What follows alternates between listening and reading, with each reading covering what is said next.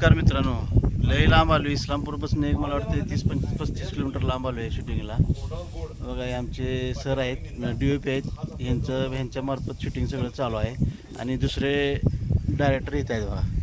नमस्कार. हे डायरेक्टर आहेत ज्यांचं आमचा लुक तिने केला आहे, तुम्हाला दाखवा येणार नाही. मग ते अनेक कार्यकर्ते आहेत, लांब आहेत. तिने सांगितले आता आम्हाला दाखवू नका, जेव्हा शूटिंग होईल तेव्हा तुम्हाला व्यवस्थित दिसेल.